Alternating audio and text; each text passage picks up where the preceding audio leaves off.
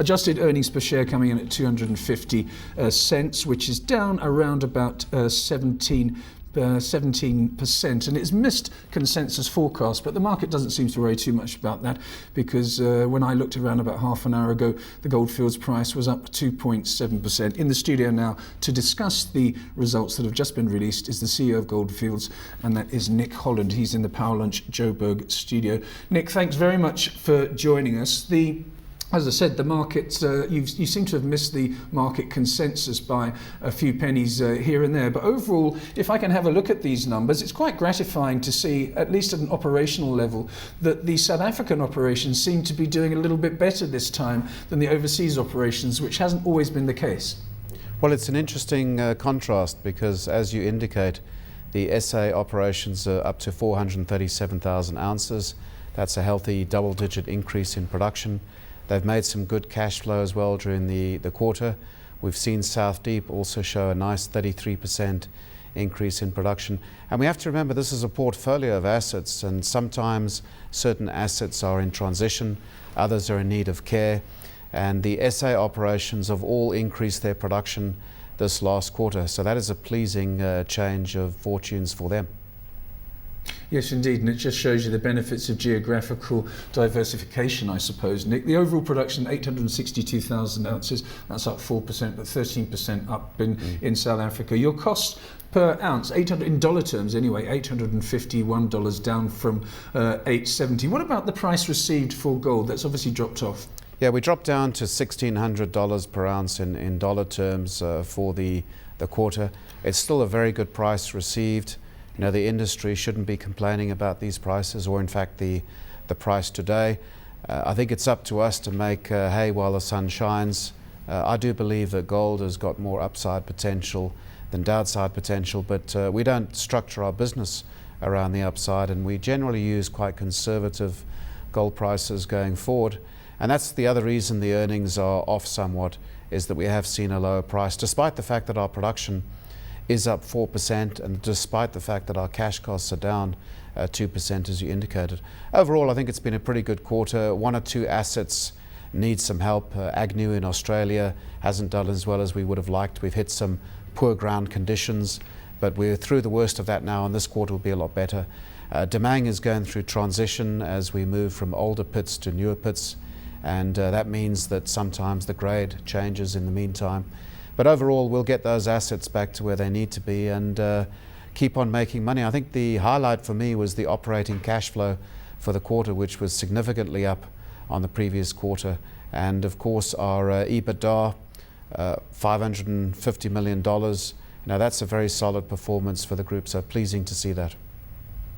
Yes, indeed. Let's have a look at the operations in South Africa if we can, and we have to get the unpleasantness that's occurred over the quarter out the way first. Your fatalities. I mean, you've had a recent quite good record, I think, Nick, but there were 5 fatalities. Has the cause of those fatalities been established yet? Well, yes, as you say, we've had a great run.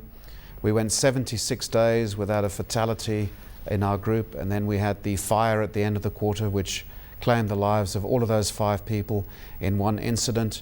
The puzzling thing for us is that the fire occurred in a worked out area that we've not been active in for many years.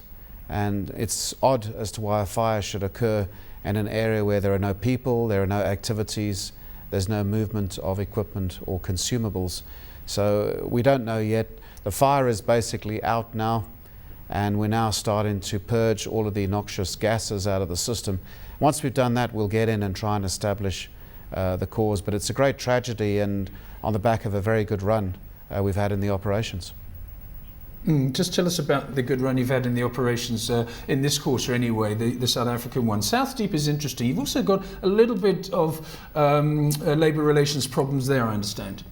Yes, we've been trying to implement a new operating model since late last year. We commenced engagement on that with the organised labour. That unfortunately didn't get anywhere, and we got deadlocked in the process.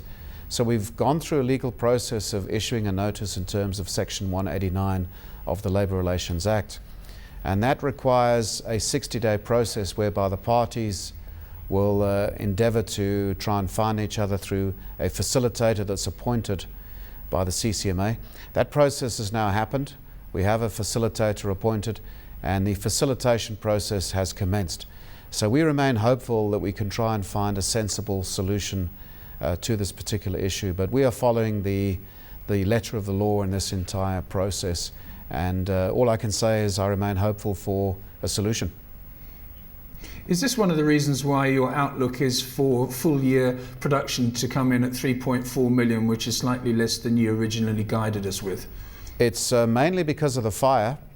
You know, the fire basically has knocked out a whole quarter at one of our high-grade shafts, so we'll see the full impact of that in this quarter, September.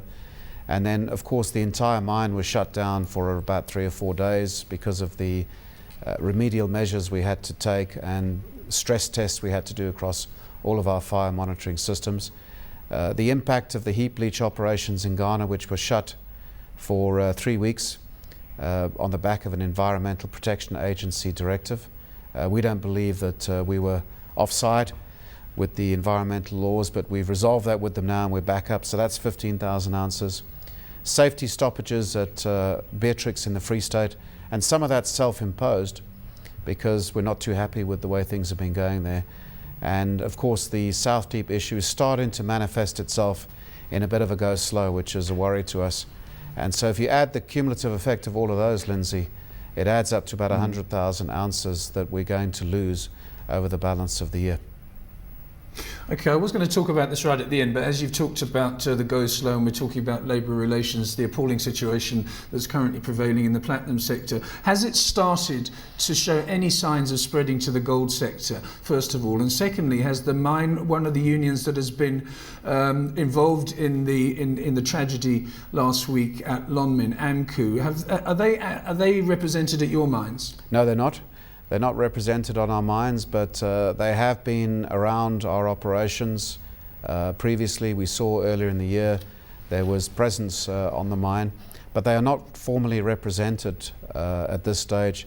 The other difference between gold and platinum is we have a centralized bargaining arrangement where the industry bargains wages, etc.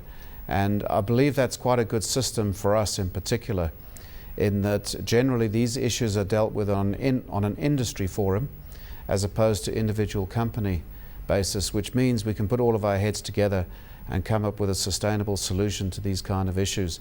So that certainly helped us.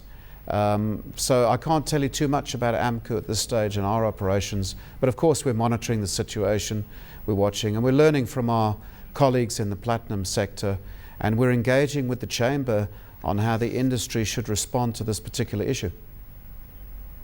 One of the numbers, one of the metrics I didn't refer to at the beginning of the interview, Nick, was your dividend coming in at 160 cents. But there's been something more materially important, I think, than that, although that's obviously very important. It's the way you calculate your dividend. Maybe you could simplify that for us. What we've done in the past is we've said that we have a 50% payout ratio, but that we take account of investment opportunities. And people don't really understand how to calculate then our dividend payout formula. And particularly with capital projects going forward, investors are concerned that the dividend may reduce significantly or disappear. So what we've said is we're going to prioritize our dividends as a first charge, if you like, against our cash flows, and make sure that investors enjoy the benefits of the gold price in our earnings, and that our existing assets are leveraged for their benefit in paying a dividend. And I don't think we're going to be paying any more than what we've paid in the past, but we're giving a consistent basis by saying we're going to pay out 25 to 35% of our normalized earnings as dividends. And that is now a nice range that people can now compute going forward.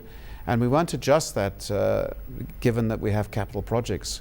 Now we'll make sure that investors can see the benefits of a gold company actually paying out some of its cash flow. And that's bang in line with our whole philosophy of managing our all-in costs and making sure that that's a proxy for making cash flow in return, then a basis for being able to pay dividends to our shareholders. The market certainly seems to like it. As I said, the share price up nice and sharply this morning. Just very finally, you alluded to your bullishness on the gold price. You're a gold miner, so of course you're never going to be bearish, Nick. But it does really seem that if there's going to be quantitative easing, more quantitative easing from the United States, more money in the system, then gold is going to benefit. The dollar is going to be debased. We've seen that over the last 24 hours or so. Any chance that as things get back towards that 1800, 1900, which I think it will, you might see some hedging coming in, which has been absent recently? Well, I guess the one thing you learn being in this industry for a long time is if you're in this industry long enough, and I've been in it now 15 years, certainly 15 years in goldfields, you'll see the same mistakes being made over and over. And I think we're about to get into another era of making mistakes, which is hedging. And I think some people will be seduced into doing it. It is a mistake. The industry paid somewhere between $30 and $35 billion to buy back these underwater hedges in the past. And in the long run, you can't beat spot, in my view. You might get it right for 11 months out of 12, but in the last month, you'll give it all away and some.